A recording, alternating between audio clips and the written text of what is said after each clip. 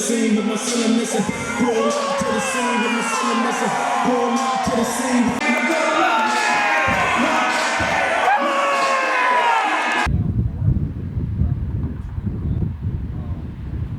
When I revealed it was you, nobody has gotten so many reaction or comments or shares than you. That's awesome. That right there showed me, yeah, this is the right guy. Yeah. Like, That makes me feel good. Thank you. What's up, guys? hey, how's it going? Good. How are you? Good. Big Cat Chris Baugher. I wrestle out of Oshkosh, Wisconsin. My debut year was 2016, October 7th, 2016. I think we got the new lights.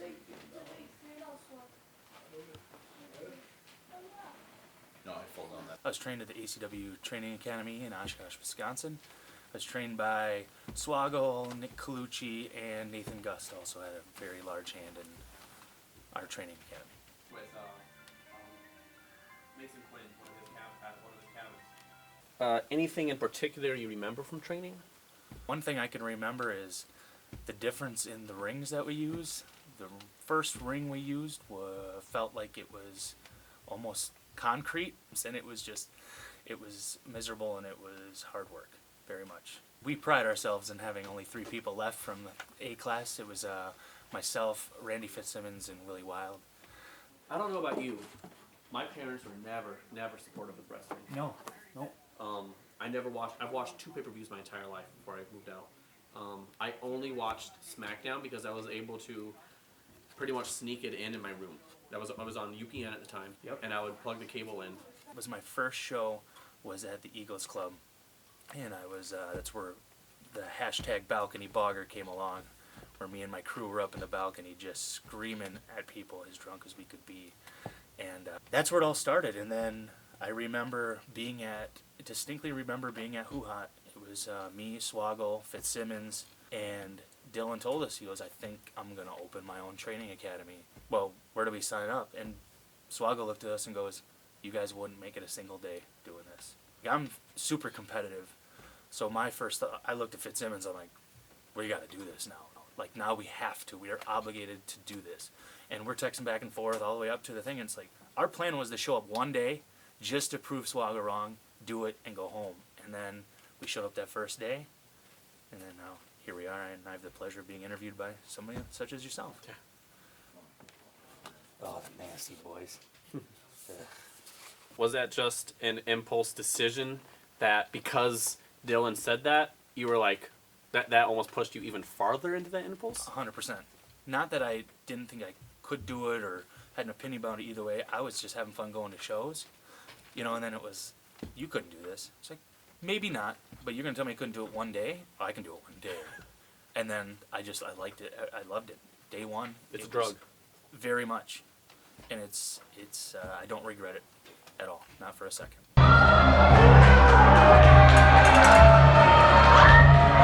What do you remember from your debut match? My debut was October 7th, 2016. The Brothers of Funstruction came out and just beat the heck out of me.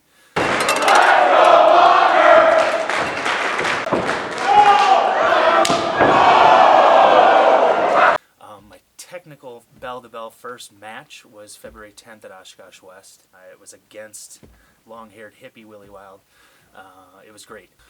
The Oshkosh West show was a little bit different because they had this huge, inflatable, I guess... Tunnel. That was cool. Perfect, yes. That was so cool. Awesome.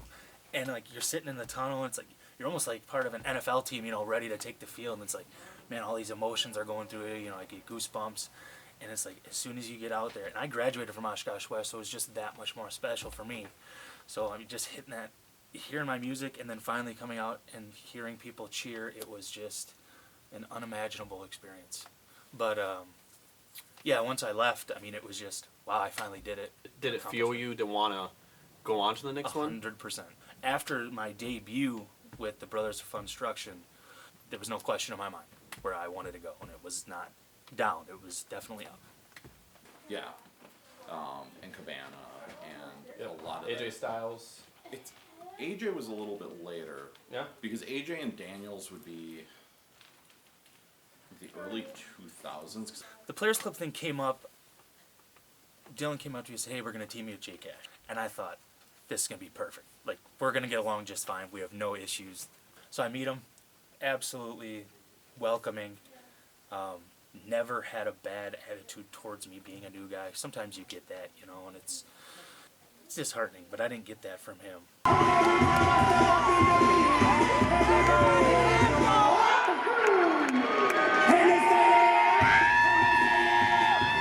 Water City Wrestling Con 2019, Big Cat. It's been a whole year, a whole calendar year that we've been together. As obnoxious and open as I am in my real life, it was extremely hard for me to do so when I came out of the curtain and was in the ring. He very much helped propel me in that. There are still times when you watch if you watch old, I don't want to say old, but like some of our older promos up till now, you can tell the difference between what it was before and like how I broke out of that shell. And I'm still not completely out, but when you see that difference, that's because J Cash was there. With the exception of the people who have trained me, obviously, he's done more for me than anybody else has. Nice. Truthfully. Saturday, April 27th at Menominee Nation Arena. Water City Wrestling Con, one thing's gonna happen. Everybody's hands will go up. Cody Mundell asks, what is a typical workout for the Big Cat? Well, thank you for your question, Cody. Usually it'll be 5 to 10 miles on the elliptical. Then I'll hit the weights, and I'll concentrate on like bis and tris one day, or I'll do leg day one day. And then I try to finish up 15 minutes on a Stairmaster, or I do some core exercises because I'm obviously super soggy in the midsection still, so I'm trying to tighten this puppy up. So, and maybe, a 10-minute tanning session at the end to relax. All right.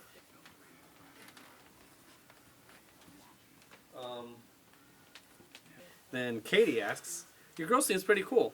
When are you going to marry her? Your entire fan base wants to know. My answer is next question. No. Yeah, my girlfriend's been an awesome support system for me, too. She's been at almost every single one of my shows. As far as the question on when I'm going to marry her, I don't have an answer for that yet. When I know the time is right, the time will be right, and it'll happen. Nice. Probably like 99, 2000, and seeing, Punk, like young Punk. Mm-hmm. I've seen those videos. Yeah.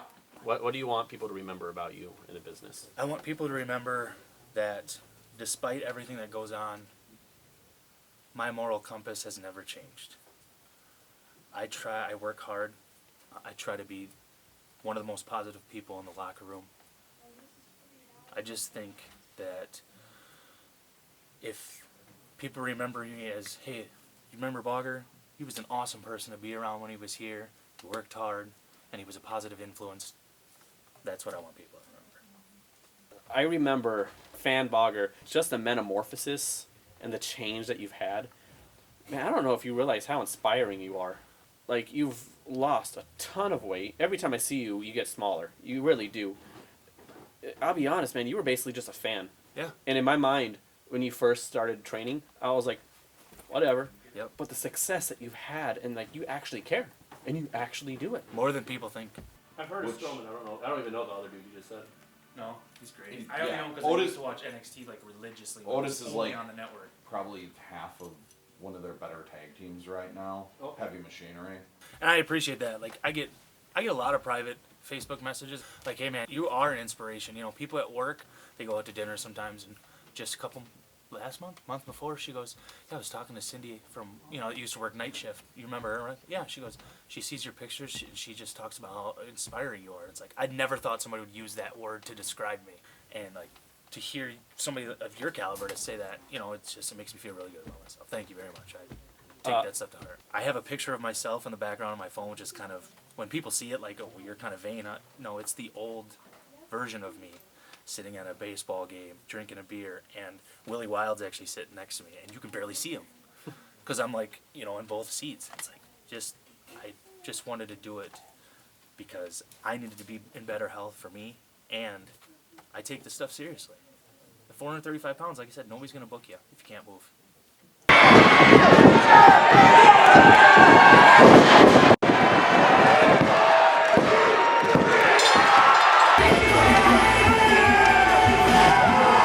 What has been the most special moment to you in this world of pro wrestling? It would be winning the titles at WrestlingCon. That was such a special moment to share with J Cash. I'm not a super emotional person, but it was hard for me to fight back tears. My first thought was, holy hell, we did it.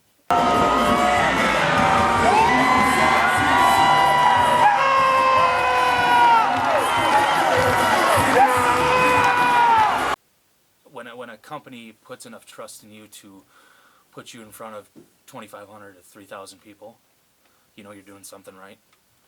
And then when you are trusted to be a champion in front of that same amount of people, it makes you feel even that much more accomplished, especially when you're doing it next to somebody who has done so much for you, and you try to, like, for lack of a better term, make them proud. Really, I mean, that's exactly how I look at J Cash. My memory of that is, you know, you get the immediate congratulations backstage, and like I remember that you were emotional about it. Like your hair was down, you're all crazy and whatnot. Like you put the work in, you know, the match, so you were tired.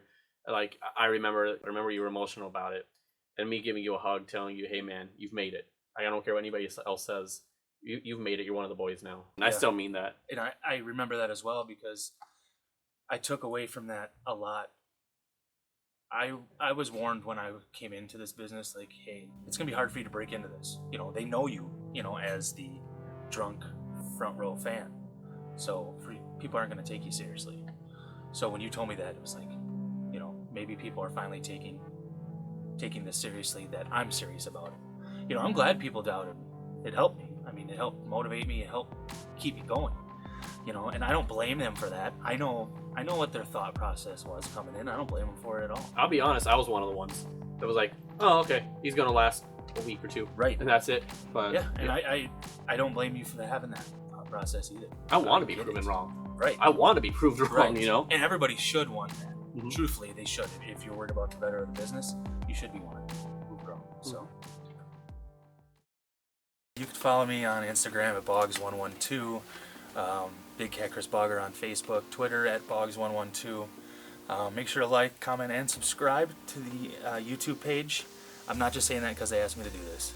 They do put out some good content. I've watched every single one of their videos, and going forward, I will continue to do so. So, thank you. I appreciate you guys. Anybody who asked a question or watched this video, thank you, and I appreciate for the opportunity to be sitting down and doing this interview right now.